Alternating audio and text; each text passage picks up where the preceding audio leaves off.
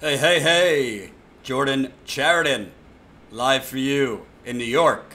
It is Thursday, October 25th, and busy day in the news as always. Let me wait just a few minutes for some more folks to get in here. I am live on YouTube. I am live on Facebook. I am live on Twitter. And playing a little bit hurt.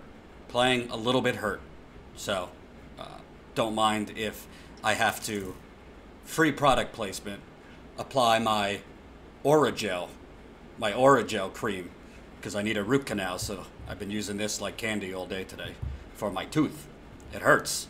Let me put in the chat room here our GoFundMe link, so you have it. Here we go. Support our status coup reporting GoFundMe. There we go. And share this video on Facebook, share this video on YouTube, and share this video on the Twitter. Let's get it out to as many people as possible. Hello to the Facebook peeps. Hope you're doing well. Obviously, there was a big day in the news yesterday as bombs were sent, mostly pipe bombs, to CNN's building, the Obamas, the Clintons. You had it sent to Attorney General Holder, Congresswoman Debbie Wasserman Schultz, and today apparently a suspicious device was sent to former Vice President Joe Biden's home. So we are seeing a continuation today. FBI, Homeland Security, other law enforcement are trying to find who's behind this, or if it's a coordinated campaign of more than one person. And of course, the President of the United States responded by making himself the victim, even though every one of these devices was sent to people that he has personally gone after. So I'm going to show you the clip of President Trump speaking last night, because I've pretty much found it shameful. I don't do as much Trump coverage as most people do. I try to cover other things. However, I think what he is doing is very, very dangerous. And I think he is subtly giving a little wink to his supporters to continue to be violent and to continue to go after the media. Now, I don't support corporate media. I think they're part of the problem. However, we could disagree with how corporate media covers things without endorsing violence or threats against corporate outlets. I don't endorse violence or threats towards corporate outlets, and neither should any of you watching. So the president was in Wisconsin last night. And he was responding to this. So let me play a clip from that so you see just how President Trump responded. Oh, you know what? Let me wait a minute, actually, because we don't have a ton of viewers yet. So, of course, YouTube, not exactly keen on making sure people know I'm live. So I don't think all the notifications have been sent out yet, of course. But press the share button. Let's get this out to as many people as possible. Let's see if we're live on Facebook. Okay, we're there. Jimmy T, don't buy the bomb scare speculations. U.S. Postal Service Inspector General. All right, Jimmy T. And all right, I think we're good. So last night, President Trump was in Wisconsin, and he started his rally. He's been doing midterm rallies with this. You just have to see it to believe it. Here we go.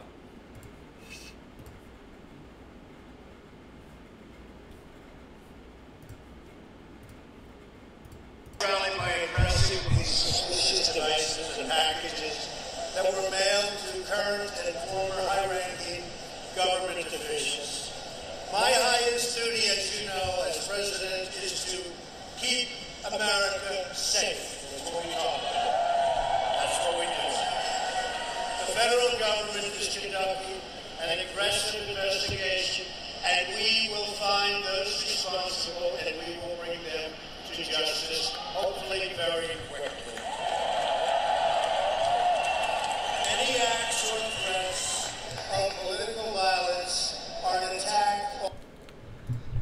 So right there, I'm going to play more for you. But right there, this man literally cannot bring himself to mention former President Obama, former President Clinton, former Secretary of State Hillary Clinton, former Attorney General Eric Holder, the threat that was made to former CIA Director John Brennan, Congresswoman Debbie Wasserman Schultz, now former Vice President Joe Biden, Congresswoman Maxine Waters, and the litany of other people that had explosive devices sent. Now, like I said yesterday, liking those people has nothing to do with being against violence towards those people. I don't like any of the people I listed.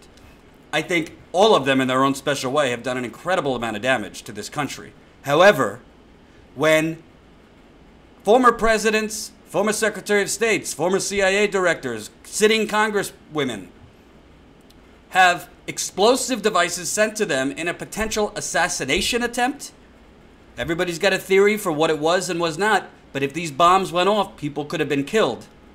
It is the president's responsibility to call it out by their names and to tell his supporters, again, in fairness, we don't know if it was one of his supporters.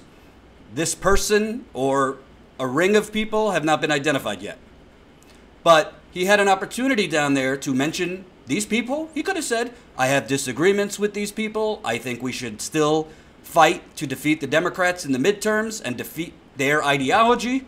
But we must all come together in condemning threats and violence against Obama and the Clintons and all the people I listed. He can't bring himself to do it because, frankly, he's a sociopath, this man.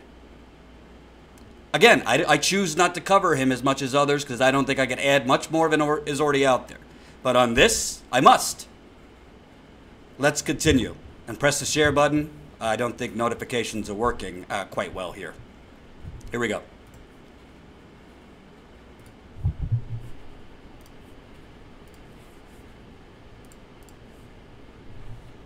On our democracy itself. No nation can succeed that tolerates violence or the threat of violence as a method of political intimidation, coercion, or control. We all know that. Such conduct must be fiercely opposed and firmly prosecuted. We want all sides to come together in peace and harmony. We can do it. We can do it. We can do it. It'll happen. More broadly, there's much we can do to bring our nation together. For example, those engaged in the political arena must stop treating... Okay, so I'm going to stop that right there. So, we must come together. We must come together.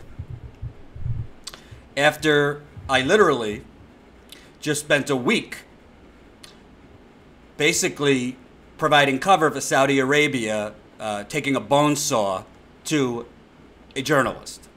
We must come together after I just stood up and applauded a Republican congressman who beat up and punched a journalist.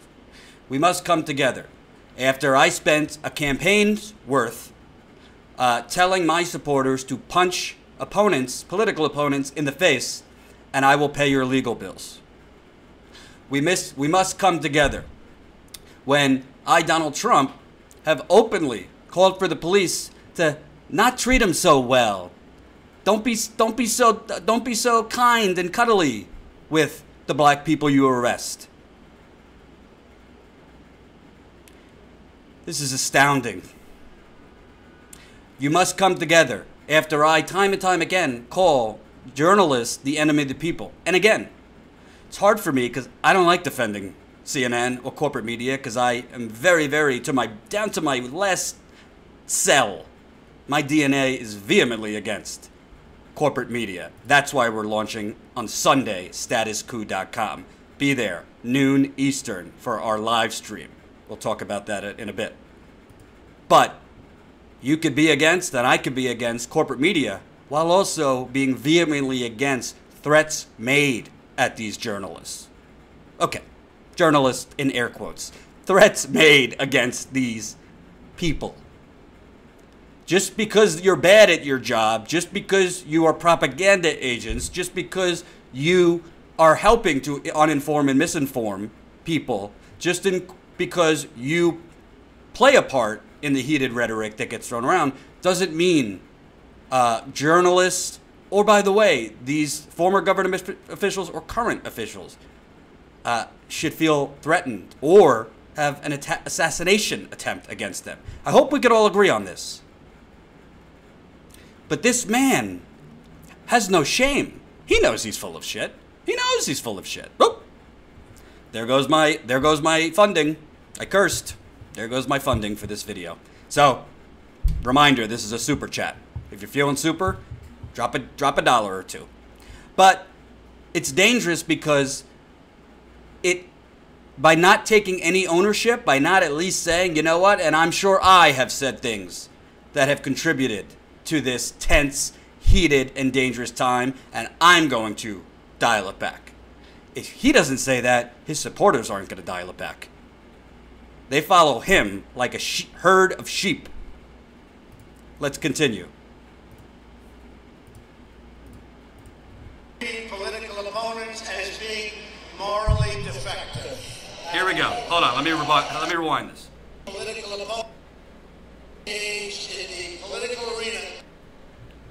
What do we do to bring our nation together?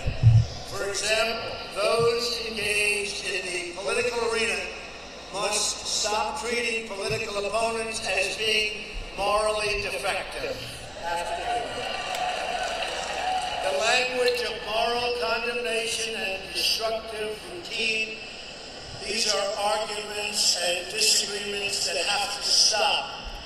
No one should carelessly compare political opponents to historical villains, which is done often, done all the time. Got to stop. We should not mob people in public spaces or destroy public property. There is one way to settle our disagreements. It's called peacefully at the ballot box. That's what we want. Or punch him in the face and I'll pay your legal bills. As part of a larger national effort to bridge our divides and bring people together, the media also has a responsibility to set a civil tone and to stop the endless hostility and constant negative and oftentimes false attacks and stories. Have to do it.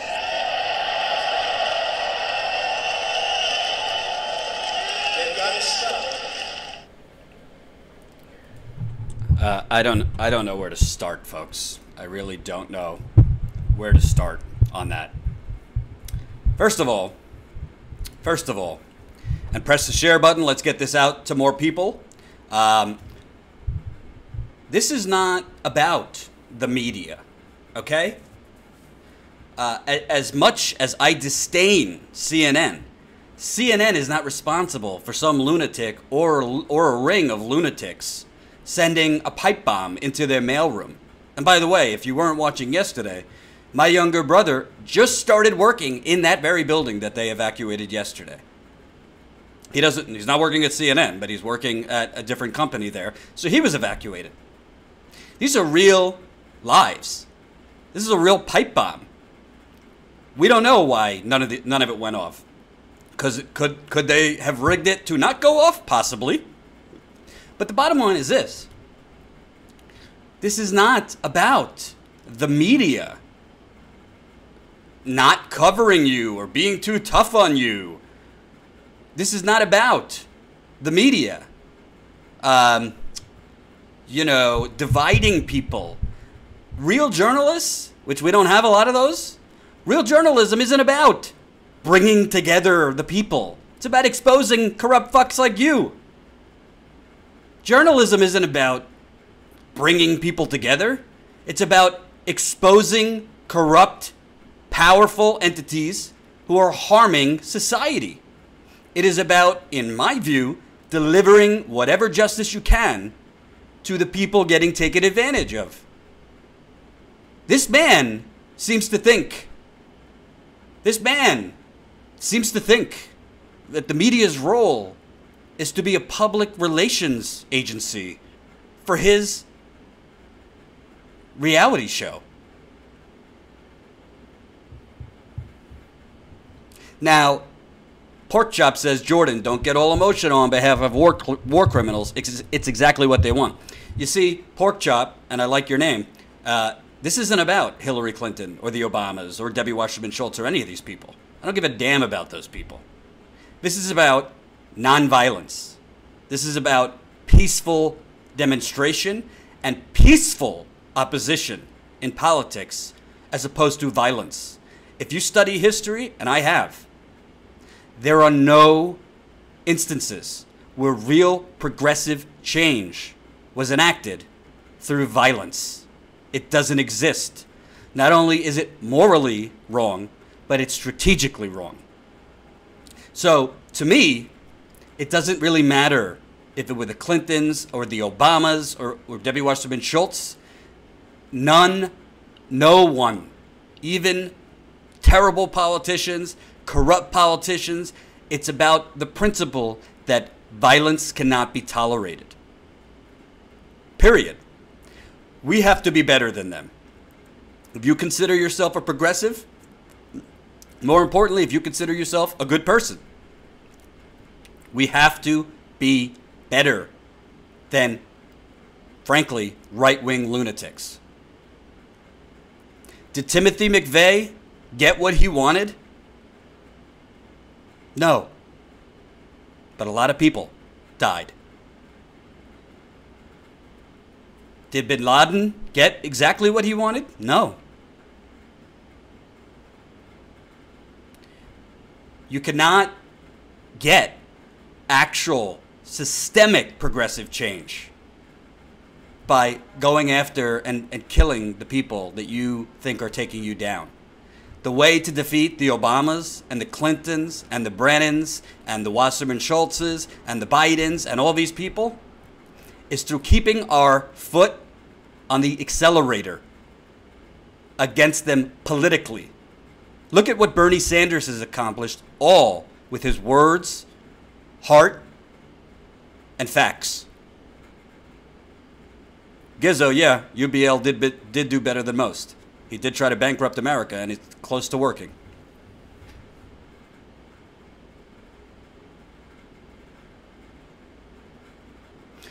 Trump Train, thank you for joining us. You could speculate all you want that Democrats did this, but I don't see any evidence of it. If there is evidence, that would be one of the biggest scandals in American history. But I don't really peddle in conspiracy theories. But the thing that really I found amazing about his response, and remember, share this video, let's get it out to more people. Notifications didn't seem to be sent out at first. You have this president very, very, not so subtly, saying these people who peddle in comparisons to terrible historical figures. He's making it about him because he doesn't like being compared to Hitler. These people who coin their political opponents as horrible, historic evils. Well, maybe if you stop talking like a fascist, maybe if you stop ginning up your supporters to punch people in the face or supporting violence, maybe if you, once in a blue moon, did something that was diplomatic. He hasn't even called any of these people that had this violence perpetrated against them. The Obamas, the Clintons, Biden, Maxine Waters, Debbie Wasserman Schultz, Holder, to give them an update on the investigation into their potential assassination? Can you imagine if you were a former government official or simply you were just a regular person who had a bomb sent to their home and the police or the authorities overseeing the investigation didn't give you any idea of where the investigation is at, or if you're still in harm's way? Orion, don't worry. Trumpeters don't believe in facts. That's how you know your channel's getting bigger, when the Trumpsters come on board. I welcome your hatred. But open your mind. Maybe you'll learn something. Maybe you'll learn something. But this is very dangerous because the bottom line is this, folks. The midterms are in less than 2 weeks, and then we're headed into 24/7 2020 speculation, and then eventually the coverage of the campaign. You're going to have a lot of rallies. You're going to have a lot of events. You're going to have a lot of debates. You're going to have conventions. If this man doesn't stop playing victim, if this man doesn't stop basically painting this war, this picture of a war between him and his righteous followers and the evil dystopian media, people are going to get killed. People are going to get killed. Agrippa Maxentius. I love it. Love your name. So, Jordan, I am a big fan. At what point is violence justified? When they take our health care, when they're separating families and children? I hear you. I hear you. I want to be clear that I do not begrudge people who feel like the only way to actually change the tide is to take on these very forces violently. I get it. But I do not think there is a point where violence is justified. If a government official comes to your home with a gun and is about to shoot you, shoot him in the fucking head, okay? Because that's called self-defense. But if we're going to enact change, we have to be the change that we actually want to enact, right? We can't call for progressive change in this country if we then take violent measures to get it. That's not progressivism. That's not progressive change. Martin Luther King got the Civil Rights Act passed by nonviolent, peaceful protests. Sure, there were looters. There were definitely some people that were violent, but overall, that was a non-violent, peaceful movement. And the opponents, the oligarchy, back then, the white establishment, you see, if they're up against a violent opposition, then they can kill you and destroy you because they have plausible deniability. But when they're up against non-violent opposition, they can still go after you. But history shows that usually doesn't mean victory for them. So I think what Trump has done is truly disgusting. I think his response is a wink wink to his supporters. Continue on. In fairness, we do not know yet if this was a supporter of Donald Trump. And obviously, once that information is out, once that information comes out on who did this, or who, as in plural, did this, we'll be able to evaluate that.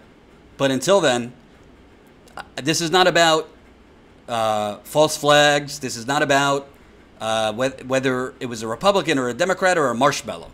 This is about the President of the United States and the free leader of the world. He might be a reality car salesman. He might be a used car salesman, reality TV star, but he still has his finger on the button. And if he doesn't stop the way he's talking, he's going to incite. He's going to incite riots and violence. Before I move on to the next topic, as a reminder, folks, this Sunday, noon Eastern time, we're launching statuscoup.com, statuscoup.com. We're going to be launching at noon Eastern. I'll be live here on YouTube. I'll also be live on Facebook, on Periscope. I encourage you to come to YouTube, and we will also be showing you the website. I just finished an original reporting story that's going to be on the website Sunday, all about, those midterm fundraisers. Some of your resistance heroes are taking cash from the usual special interests, big oil, big banks. Not so good.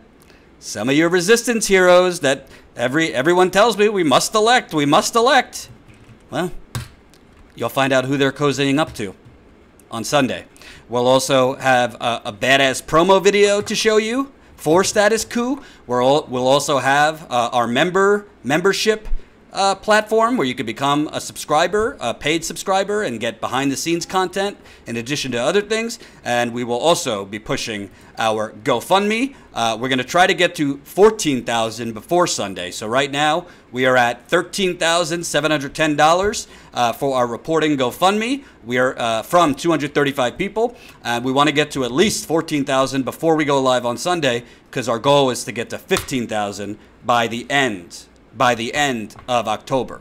So overall, we have a $50,000 goal. It's going to take a while to get there. So we're doing mini goals, and we want to get to 15,000 by the end of October, which gives us 6 days from now.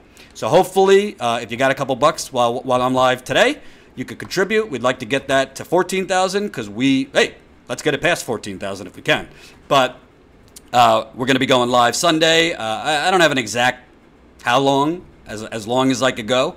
And we want to definitely use this to continue building up our financial resources so we can get in the field. And Jen and I will be in the field, we believe, towards the end of next week on a very big story. So thank you in advance for your contributions. And again, $100 gets you a Status Coup hat or shirt. $127 gets you both. $200 gets you a Status Coup swag bag with all sorts of goodies inside, including signed pens and other signed stuff. I kind of want this. It's pretty badass.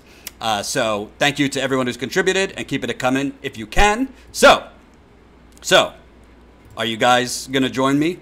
You going to join me on Sunday at noon Eastern? I sure hope so. I don't want to go live to myself. Kimberly Schwenke, Jordan, what are your thoughts on the People Party with Nick Brana?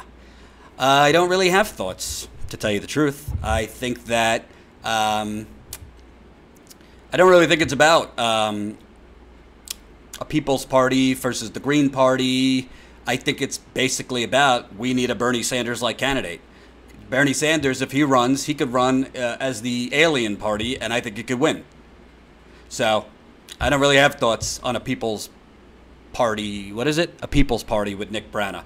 I don't really know him that well. I've talked to him a few times. I think I interviewed him when I was at the Young Turks, but don't really have thoughts. And folks, sorry, but since I always keep it real, I have to live put some Orajel on my tooth because I'm getting a root canal and I'm in pain. Give me a second. Oh, yeah.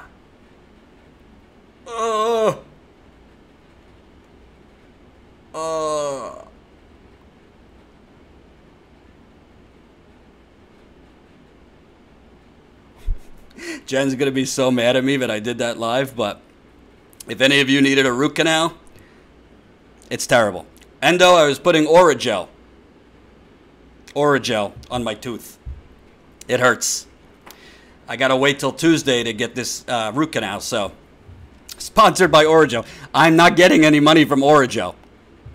And I'm probably putting all sorts of terrible... I think I'm in the wrong room. Sorry, folks. I'm trying to play through pain here, but I need to numb my tooth a little bit. So, anyway. Cocaine.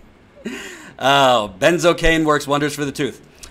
Bernie can't win. Stop wasting time on him. Hey, schmoopy. Stop being so schmoopy. Bernie can win. And if you follow this channel, I've told you all the reasons he can win. Darth Corey, LOL Jordan, never change. Never. That's why we're funding through you, the people. As a reminder, this is a super chat. Haven't gotten any super chat contributions. So if you're feeling super, this root canal is going to cost me over $3,000. I'm already having agita and anxiety over it. So, I wanted to cover something today that you never hear about. Did you guys know that we've been at war with Afghanistan since 2001? Did you guys know that we've spent over $6 trillion between Afghanistan, Iraq, Pakistan? Marshall, Jordan, you should talk to Bernie and convince him that he could win. I don't think he agrees with you. Hey, Marshall, excuse me for a second. Well, I have Bernie on speed dial, so I could call him. Hey, Bernie, you should really run third party. You should really run third party. Yeah. All right. I'll talk to you later. What do you think? I have Bernie on speed dial? But yes, I'll talk to him if I ever get the chance. Ugh. So we have been at war with Afghanistan since 2001. It's never talked about. People go to dinner, people go to concerts, people go to sporting events. Out of sight, out of mind. Out of sight, out of mind. I'm too woke for him? Maybe. I literally was browsing around before I came live, and I found this, and I was like stunned. I was stunned. This is from the Weekly Standard, which is Bill Kristol, who never saw a war he didn't love. Bill Kristol's site. The Afghanistan war is over. We lost. Like, not making that up. The Afghanistan war is over. We lost. This is from Bill Kristol and the Weekly Standard.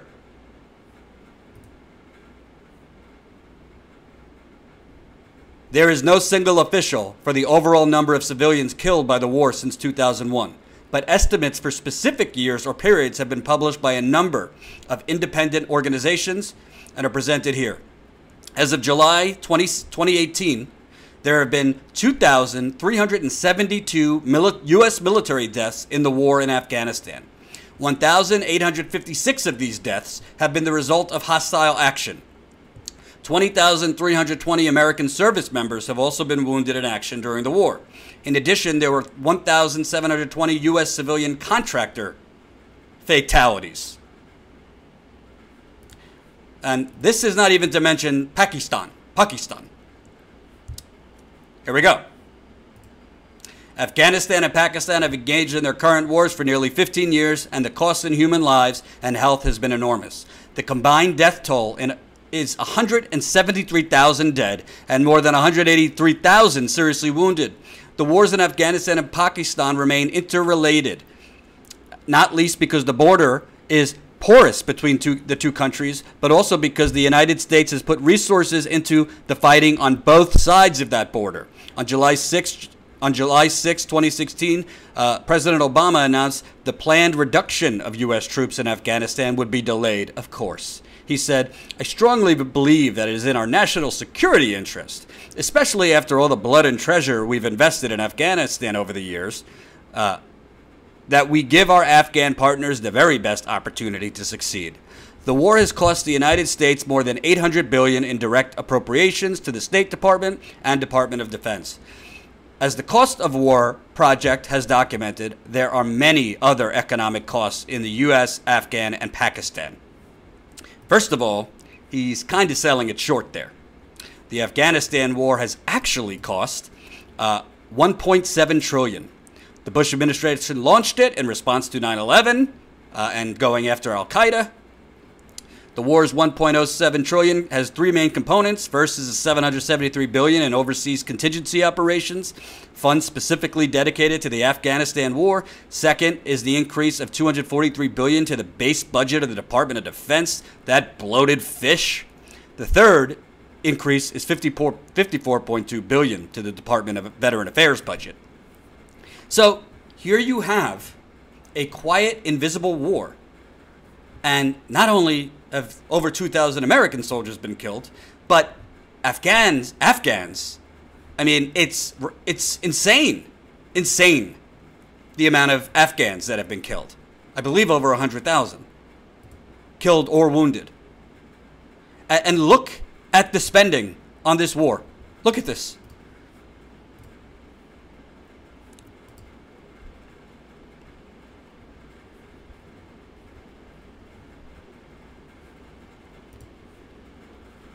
It has only gone up. Look at fiscal year 10, fiscal year 11. It's only slightly going down last year. That is, we're getting into Vietnam territory. It is insane. Completely insane.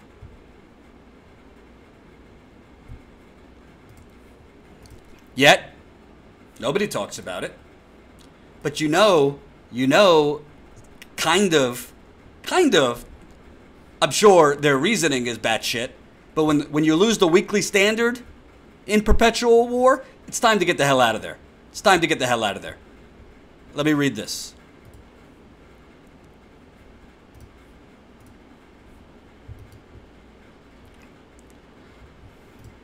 The Taliban, which knows the U.S. is desperate to leave, just attacked a meeting between Afghan officials and the top U.S. military commander.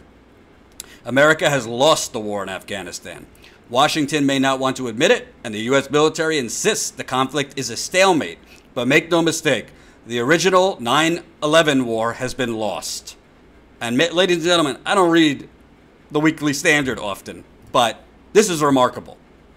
On Thursday, the Taliban attacked a meeting. This is last week. On Thursday, a Taliban attacked a meeting between Afghan officials and the top U.S. military commander in Afghanistan, General Austin Miller. Americans in attendance were wounded, but Miller was unhurt. At least 3 Afghan officials, though, were killed, including General Abdul Razik. I'm gonna jump around. It has been left to America's diplomats to negotiate a face-saving deal, one in which the United States can leave without the appearance of losing. But there are many reasons to think the diplomatic gambit is misguided. Earlier this month, an American delegation led by Zalmay Khalilzad, who was recently appointed to U.S. Special Representative for Afghanistan Reconciliation, met with Taliban representatives in Doha, Qatar. This was not a sit-down between two sides equally committed to winning the war. The Taliban, which consists or controls more than half of Afghanistan, knows the United States is desperate to leave and not even trying to win. When President Trump announced his strategy for the war in 2017, he emphasized that the U.S. approach would be based on conditions on the ground, not arbitrary timetables. Well, here's the conditions on the ground, okay? Bin Laden has been dead for 8 years. Okay? The original reason for going was Al-Qaeda. I have a secret to tell you. I have a secret to tell you. Al-Qaeda spread all over the damn globe, not just Afghanistan.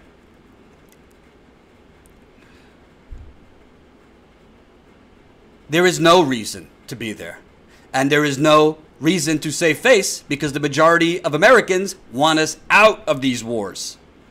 So, really, is it really about saving face, or is it really about saving our investments? Because we know that America has been taking Afghanistan's resources since the beginning of this whole thing. Most of our wars are over oil or opioids or many different things. Minyang, thank you, $5 in the super chat. Wish could give you more. Please keep doing the good work. I am. And I hope you join us on Sunday, noon Eastern, for the launch of statuscoup.com. Thank you for the $5 in the super chat. We got to keep this going. So, between Obama, who ran on ending Afghanistan and Iraq. By the way, we ended Iraq, but we still have special advisors in Iraq. And it added to our already insane levels of bases all over the world. I think we have like 160 bases all over the world. We still have bases in Germany. Last time I checked, World War II ended like a long time ago. But the reason I'm bringing this up isn't only because it's insane to keep U.S. military in Afghanistan for an imaginary war that has no real enemy anymore. And we're really just there. A mix of we want to keep the money flowing from Afghanistan because we have taken a lot of their natural resources, and because we're addicted to war. And because Raytheon, Boeing, Northrop Grumman continues to fund Trump, the Republicans, and the Democrats. So we got to keep them in business, and they need a war. It's truly unbelievable. It's truly unbelievable. And I didn't read the Weekly Standard because I agree with the Weekly Standard. I agree that we've lost in Afghanistan just for different reasons. But my point is, when you have a place like the Weekly Standard, which is not as much a media outlet as it is a neocon outlet, when you have them basically saying, we've lost, get out, it's time to listen. It's time to listen. Because you want to know something? You want to know something? Not only has the income inequality in this country skyrocketed, because we've basically rigged the system for the 1%, for big oil, big bankers, big pharma, Silicon Valley, real estate, financial lawyers, I could go on. It's also exploded because the investment money that could have been invested into your communities and should have been invested into your communities by Bill Clinton and W. Bush and Obama and this idiot, Trump, have been invested on F pilot fights, you know, these insane jets and bombs and military and endless war into the trillions. You could fix a lot of roads with that money. You could pay for a lot of health care with that money. You could pay for a lot of education with that money. You could pay for a lot of heating for the poor and in need this winter.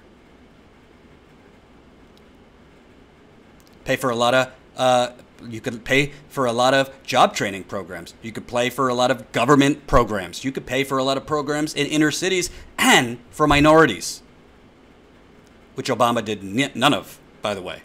First black president, most black people I talk to don't think he did much other than breaking that glass ceiling for African Americans. So this isn't just about it's not just about the outrage of being in a war. 2021 coming up relatively soon. That's 3 years from now. Is 20 years. 20 years. Do you know who we're fighting in Afghanistan? Do any of you know? I don't know. I'd love to know. Who are we fighting? Jen, do you know who we're fighting?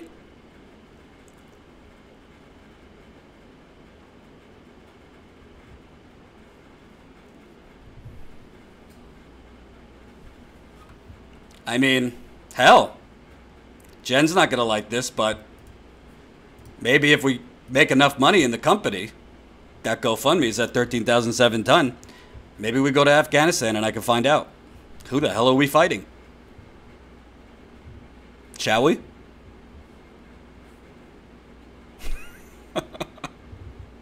That was just an excuse to show you the GoFundMe, which hasn't moved yet. So, feel free to contribute. I mean, I think it's astounding.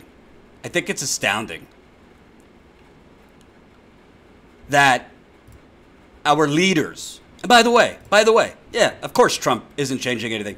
Why isn't the Democratic Party talking about this? Why isn't the Democratic Party, one of its midterm things is, let's get the hell out of Afghanistan. Let's actually get out of Iraq completely.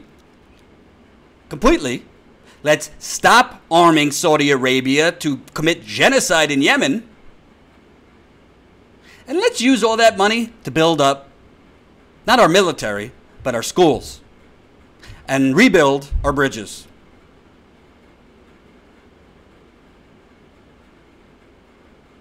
And provide health care, which, by the way, will help stimulate the economy. But we don't do any of that because we don't live in a democratic system. We don't live in a republic. We live in an oligarchy. And war is good for the rich. War is good for the politicians. I don't remember who. It was a famous general, I think in the 1940s, that said, it's all a racket. War is a racket. Gizzo says, I'm sounding like a true Ron Paul. Well, thank you. I like Ron Paul on war, not so much on the economy and, you know, the gold standard. Porkchop says, oh, Jordan, you're cute. I don't know if you're condescending. I don't know if you're condescending to me, Porkchop, but I'll take it. Endo says, universal health care will save money, but Big Pharma ain't interested in saving money. Yeah, of course. They're not interested in saving. They're interested in saving money for themselves. And Jen, my business partner, texted me, I cannot believe you are falling for the weekly standard. BS.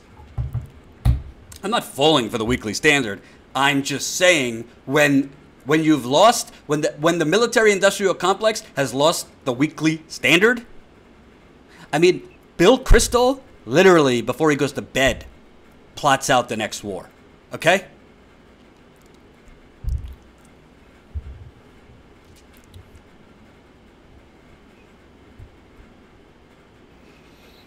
I can't take anymore. Can't take anymore.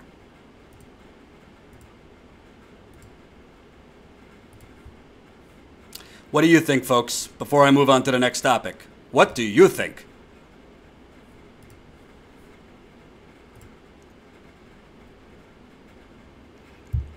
Can Jen bring pizza? Can she bring pizza where? There's going to be a pizza party? I want to come.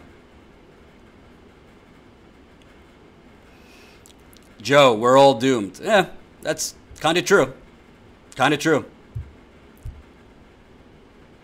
Trenton Johnson, Jordan is cute, but what was cute was you trying to say you would go to Afghanistan knowing that you and I wouldn't dare go. Trenton, I'm going to say something to you right now, okay? I would not go to Afghanistan. You want to know why? Because I believe in covering things that actually have some value. I believe in covering things that if I'm going to take a risk to my safety, it's for something really, really important. And I think Afghanistan is a giant, giant road to nowhere. So no, I wouldn't go. You caught me. I wouldn't go. I would go to the protests at the Keystone Pipeline that are probably going to come up, where I hear they might be actually using real bullets. Not excited about going and risking my life, but I would. No, I'm not saying Afghanistan or the people there have no value. I'm saying our war there has no value.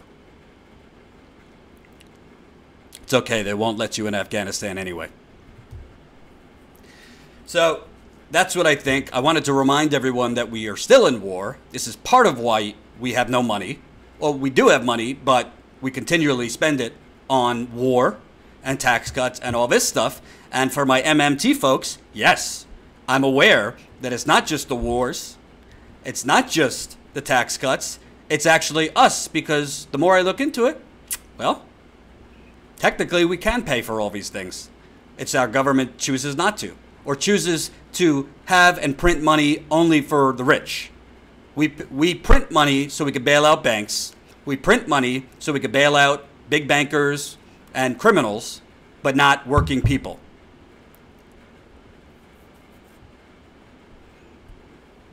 Death Sauce investigates Saudi Arabia and the Crown Prince.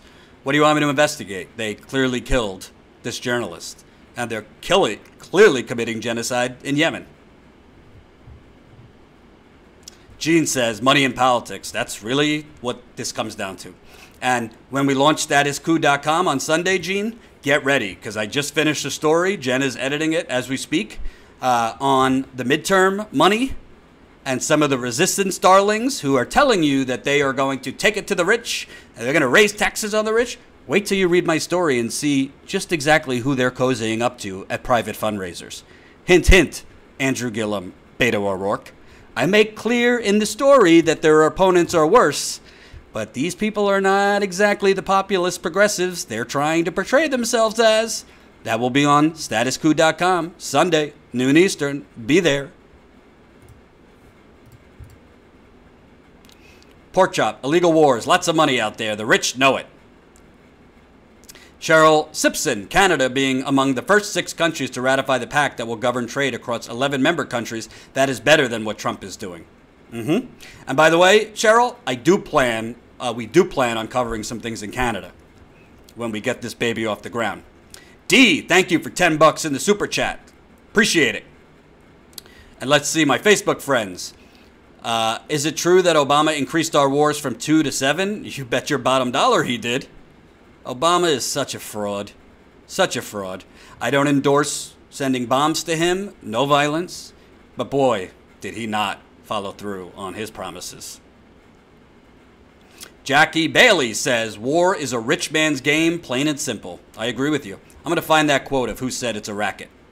Cassie Martin says, good luck with your root canal. Oh, Cassie, I can't. Honestly, I might find someone to just take it, like, give me some anesthesia off the street and take a fucking, just take a crowbar and get it out of me before Tuesday. It's so painful. So painful. It just aches.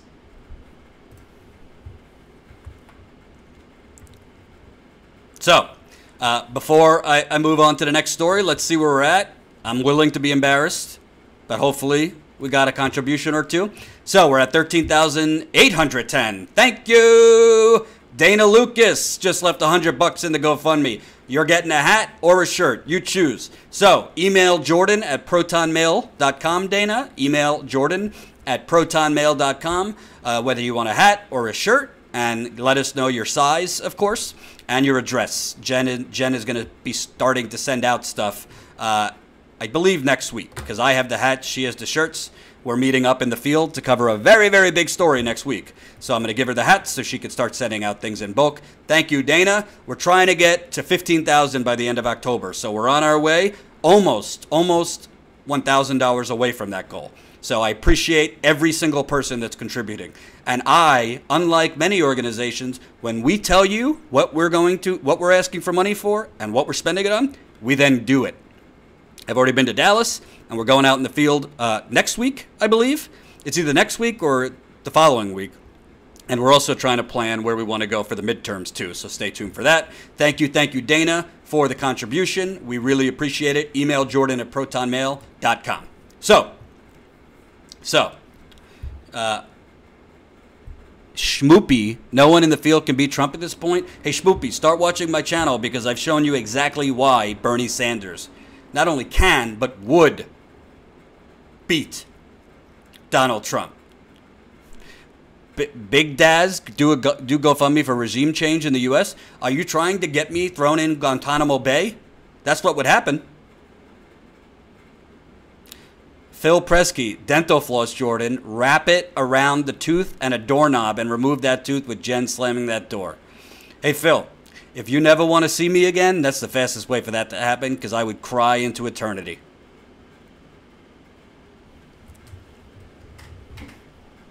Okay. Finally, I'm a little heavy on Trump today, but I gotta be because this story is wacky. This story is crazy. Tomorrow, no Trump stories. But I had to do this today. So apparently, Trump, because he refuses to use a secure line, like the Chinese and the Russians are just like listening to Trump's calls. When President Trump calls old friends on one of his iPhones to gossip, gripe, or solicit their latest take on how he is doing, American intelligence reports indicate that Chinese spies are often listening and putting to use invaluable insights into how to best work the president and affect administration policy, current and former American officials say. Mr. Trump's aides have repeatedly warned him that his cell phone calls are not secure, and they have told him that Russian spies are routinely eavesdropping on the calls as well. But aides say the voluble president, who has been pressured into using his secure White House landlines more often these days, has still refused to give up his iPhones. White House officials say they can only hope he refrains from discussing classified information when he is on them. Mr. Trump's use of his iPhones was detailed by several current and former officials who spoke on the condition of anonymity so they could discuss classified intelligence and sensitive security arrangements. The officials said they were doing so not to undermine Mr. Trump, but out of frustration with what they considered the president's casual approach to electronic security. American spy agencies, the officials said, had learned that China and Russia were eavesdropping on the president's cell phone calls from human sources inside foreign governments and intercepting communications between foreign officials. On Thursday morning, Mr. Trump said this article was so wrong and asserted that he used only government phones and only one seldom used government cell phone. He did not claim there were other factual errors in the New York Times reportings. The current and former officials said they have also determined that China is seeking to use what it's learning from the calls, how Mr. Trump thinks. if he thinks, what arguments tend to sway him and to whom he is inclined to listen to keep a trade war with the United States from escalating further. In what amounts to a marriage of lobbying and espionage, the Chinese have pieced together a list of the people with whom Mr. Trump regularly speaks in hopes of using them to influence the president. Oh my God. Oh my God. You just can't make this up.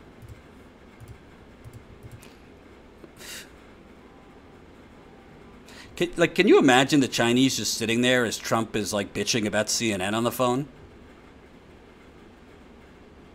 And by the way, we have to be consistent. I had a big problem with Hillary Clinton using a private email server and passing along classified information through unsecured means. Well, you got to be consistent. Trump is doing the same thing, honestly, almost, I think it's worse. He's the president using his iPhone, which is not secure.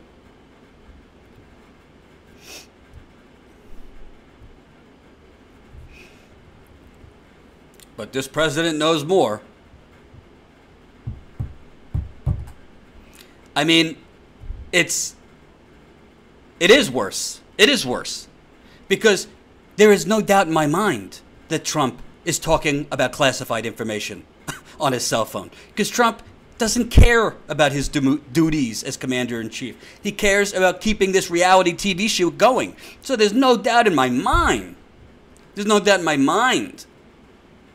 That he is sitting there talking about whatever he wants to talk about as far as Saudi Arabia, Yemen, Pakistan, Russia, Syria.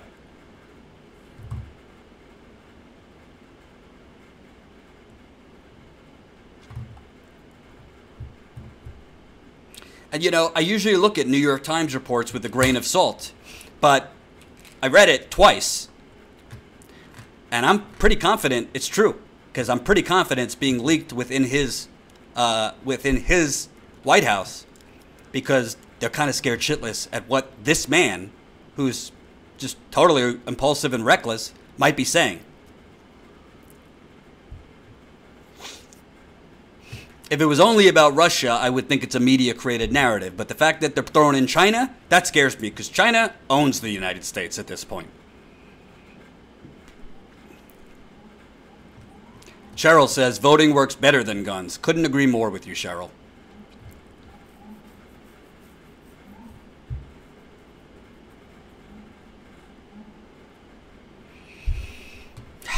Scary business. NPC says, Jordan going full-blown NPC with this video. I wish I knew what NPC meant.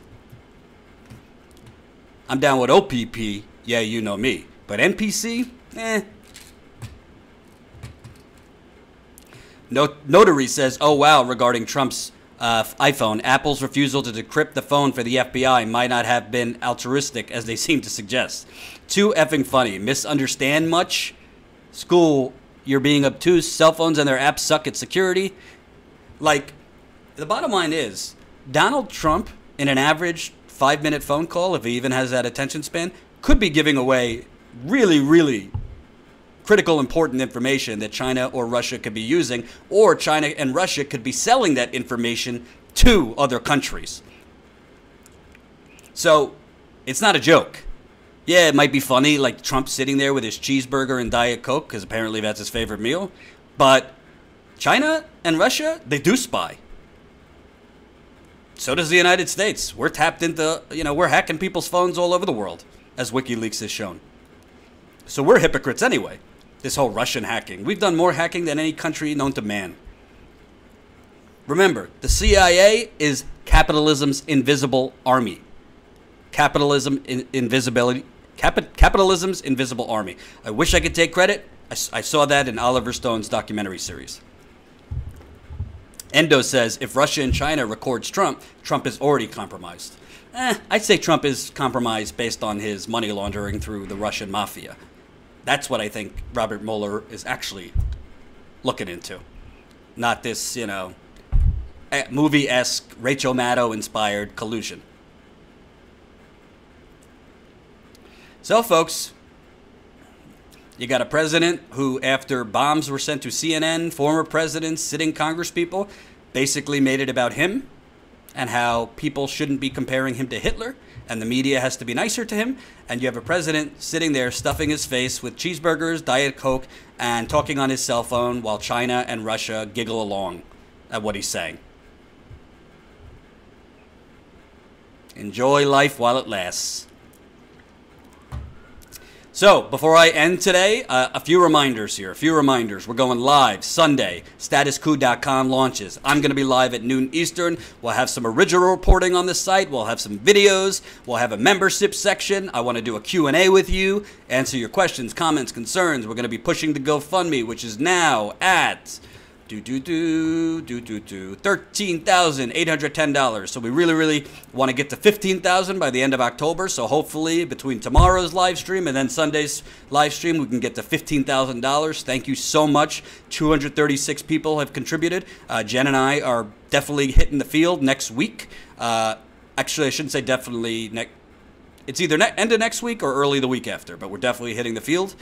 Important story to show you. We can't wait to get that out there, and we're hitting the field because of your contributions. You supply, we provide. That's how this works. So definitely keep the GoFundMe moving, and tomorrow we'll have some fun to end the week because it's been too serious yesterday and today.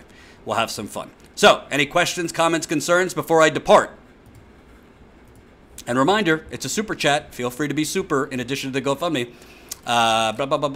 Good luck with the launch. Thank you, Big Dad. Notary, non-playable character. A meme for SJWs created by right-winger gamers. A pejorative. All right, I don't know what you're talking about. Good luck. YouTube needs something like this. Thank you. YouTube needs a lot, including some ethics and integrity. But I digress.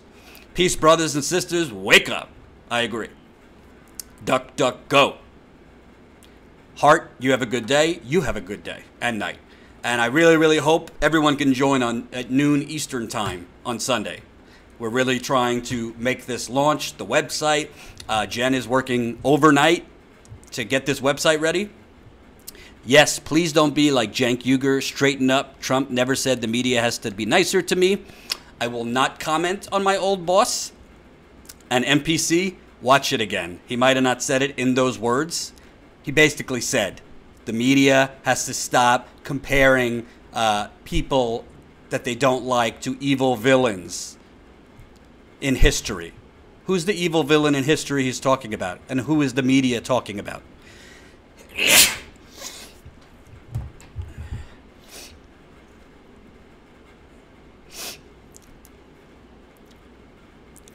Excuse me, I had to sneeze. Endo, Trump is the second coming of Satan. It's possible. Thank you for watching. I'll see you tomorrow, 5 p.m. Eastern. Peace.